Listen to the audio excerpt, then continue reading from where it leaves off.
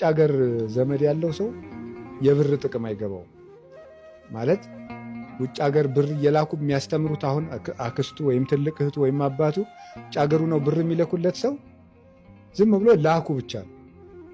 የብር ጥቅም አይገባውም። እንዴ ለ2,000 ብር ነው እንዴ ይላል። አንድ ሰው ብር ሲሰጠን ሌት ተቀን ቆሞ ሰርቶ ሊሆን ይችላል። እኛ ግን አይገባንም። ያለፉበት ብር በጣም ቀላል ነው። አንድ ብር ራሷ ቀላል ነው። ታውቃላችሁ አይደል? ልጅ ሆነን ወጥ ሲጨመረልን እናት አባታችን እምቢ ሽሮ ብቻ አልበላልሽም እንላለን። እናት አባታችን ያን ሽሮ እንዴት ብለው ጥረው ግረው እንዳመጡት የሚያውቁት እናት አባቶቻችን ናቸው። እኛ ግን ሽሮውን ብቻ ነው የምናየው፣ እንዴት ዋጋ እንደተከፈለበት።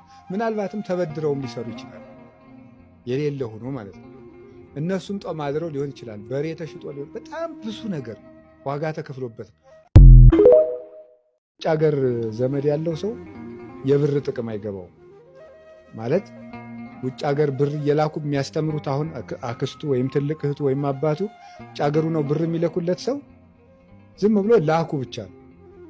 የብር ጥቅም አይገባውም። እንዴ ለ2,000 ብር ነው እንዴ ይላል። አንድ ሰው ብር ሲሰጠን ሌት ተቀን ቆሞ ሰርቶ ሊሆን ይችላል። እኛ ግን አይገባንም። ያለፉበት ብር በጣም ቀላል ነው። አንድ ብር ራሷ ቀላል ነው። ታውቃላችሁ አይደል? ልጅ ሆነን ወጥ ሲጨመረልን እናት አባታችን እምቢ ሽሮ ብቻ አልበላልሽም እንላለን። እናት አባታችን ያን ሽሮ እንዴት ብለው ጥረው ግረው እንዳመጡት የሚያውቁት እናት አባቶቻችን ናቸው። እኛ ግን ሽሮውን ብቻ ነው የምናየው፣ እንዴት ዋጋ እንደተከፈለበት። ምናልባትም ተበድረውም ሊሰሩ ይችላል፣ የሌለ ሆኖ ማለት ነው። እነሱም ጦም አድረው ሊሆን ይችላል፣ በሬ ተሽጦ ሊሆን፣ በጣም ብዙ ነገር ዋጋ ተከፍሎበት